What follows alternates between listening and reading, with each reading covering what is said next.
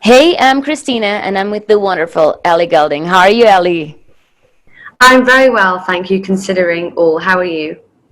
Good. I mean, also considering everything, and I'm really excited because I want so badly to be July 17th, this Friday. You're gonna drop Brightest Blue, and I can wait for everybody to listen to this beautiful and incredible album, Ellie. So, I mean, are you nervous? Are you baking a cake to celebrate?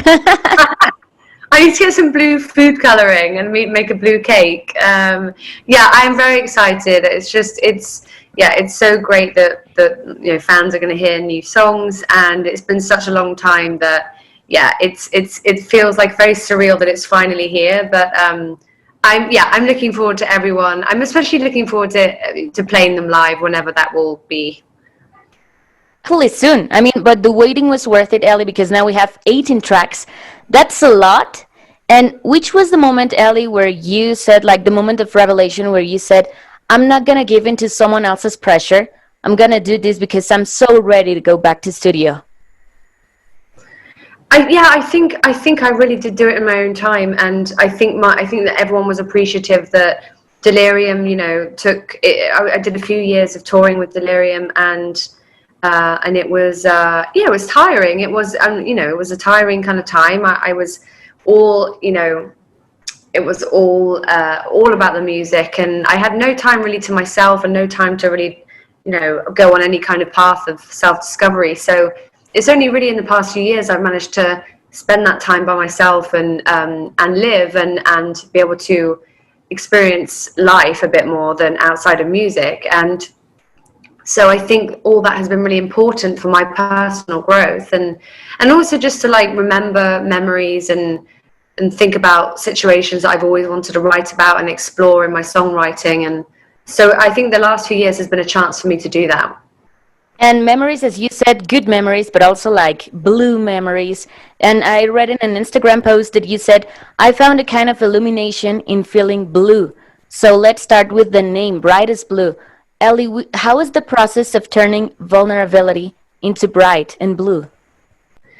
I think it was really like it was the understanding of taking those feelings uh, and knowing that perhaps I can't ever get rid of those feelings because that's just who I am. I think there's just ways of being able to use them and utilize them, and they're part of you, but they don't have to like define you. And so I don't know, like I love the idea of sometimes you just have to deal with like anxiety or fears, but you can't necessarily get rid of them. I think that was really important for me to understand, and also like being good to myself and be nice to myself, and not be too hard on myself when I was angry or when I was upset or sad, and just to embrace it. And I always love that quote. I can't remember the exact quote, but in Call Me By Your Name, when he says, it's better to feel something than nothing at all. So I think I've just gone with that, and it's really made me feel a lot more peaceful with the world. Actually, And not peaceful with all of the world, but yeah, not peaceful with some like world leaders, but everyone else maybe. yeah, I get you. I get you, of course. But and I love that you don't have any kind of fear, or you don't show any fear in showing your voice. And this album has two sides. The first one is your voice, your songwriting. Which was one of the most challenging and the most satisfying moment, Ellie, when you had your album ready in your hands, and it was like, oh my God, I'm so satisfied that finally I get my album. Yeah, it felt good. I even have it here. I have one of this is the CD, and it is like it's so Oh good to my just, God. and it's all like biodegradable. I mean, the card is all recycled, but the plastic is biodegradable. It's plastic. It's plant based, and it's just so cool. It's so nice to have like the finished product and know that my fans are going to have their hands on it as well. And it's beautiful. I'm so proud of it, and it looks great. So I'm very excited. I want to talk a little bit more about this because I was about to say that not everything in this album is blue, but also green. As you said, like the it's made of cardboard and everything. You're planning in doing your tour also green, right? How do you feel about all of this, Ellie? And I mean, a lot of people that acknowledge that you are an environmental advocate that says you don't have to have millions of followers to do your part, right? Yeah, I totally agree with that, and I think that I would still be caring about the things that I care about, even with 10 followers. And I think I would have always been an activist no matter what. I believe that our time on this earth is to love and to experience things and to you know, that there's, I think there's different reasons for why we're all here, but I think one of them is like we all have the responsibility. You know, we all take advantage of the things that are around us, and so I think that nature is something that keeps us all in a good place mentally, and you know, actually, like, that's the least of it. I think it keeps us alive. It's like essential for our survival, and so I just like appreciate that so much. I appreciate how much we depend on it, and I understand how much we depend on, you know, the health of the ocean and the health of forests and rainforests. And so I can't think of anything more important to be passionate about than that. And so I think we all have to be activists, every one of us. Oh my God, I love what you said. And it's very important to say that it's never too late to start again. Can you recall that phrase? Like, that's the first song on the album. Yeah, that song to me was wow, it was mind blowing, Ellie, because I love all the surround sounds, the little sounds that the beginning with the claps and everything. I mean, I can wait for everybody to listen to start. And which has been the most challenging moment, like when you have to start over and over and over again, take one, take two, take five, take 10. Which was the most challenging moment you can recall in studio? Oh wow. I think there's been so many. I think there's definitely been times where I just can't quite get the lyric right, or we can't get the production right, which is always frustrating. Or I've worked with people for the first time that just, you know, our energies just don't go together or something. It's never a bad thing. It's just like, it's kind of awkward. It's like being on a first date and realizing that it's, you know, not good.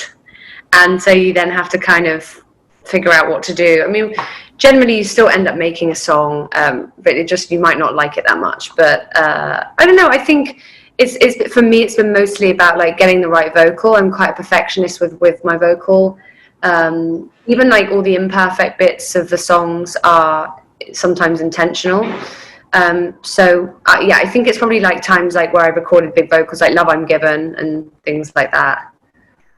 Okay, when you're working with, I mean, by yourself, but also with the producers and everyone, and you may think that it is so good a song, but they have more notes to say. Which was the song of this 18 track, Sally, that you fought the most to keep in the album? I think Tides. I felt like Tides.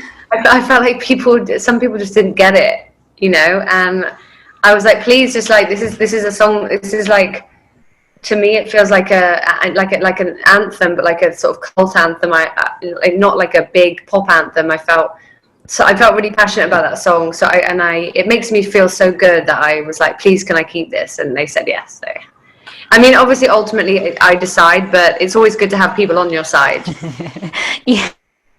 Sure, they say you're the boss, but I mean, Tides, I gotta say that to me, it was one of my favorite ones, Tides, and also Ode to Myself, Power, and about this Power video, it was a huge new thing to record it by yourself during this lockdown. So what other things are you learning about yourself, Ellie, in this quarantine?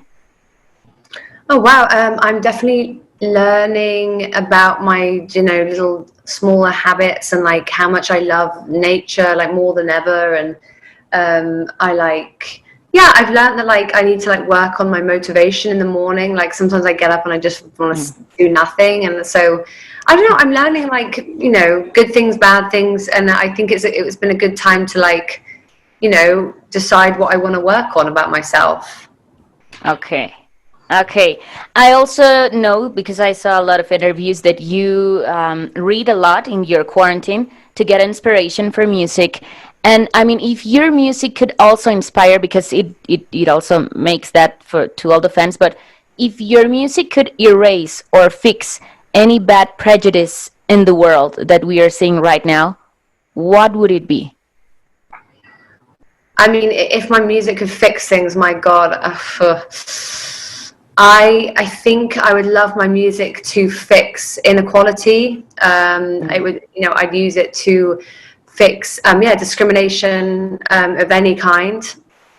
I'd use it to fix the fact that people there are some people disproportionately affected by climate change than others, and I think there's a few. I mean, can it also like get rid of like some of the world leaders as well? There's a lot that I wish that I could fix, but I think the pressing thing is like you said, like discrimination, inequality, and racism. Actually, I would absolutely get rid of all those things if I could. Okay, Ellie. Well, just a last question. I'm a kind of a stalker, so I went into your Instagram like long time ago, and I saw a picture that you posted on January the 2nd. It was you playing your guitar and jumping on the stage of Wembley. So Yeah. you also said like this photograph is one of the decade. So if you could put Ellie, two moments of the past, I don't know, 2 years in a time capsule that you could keep forever, untouchable, what would it be? Two moments.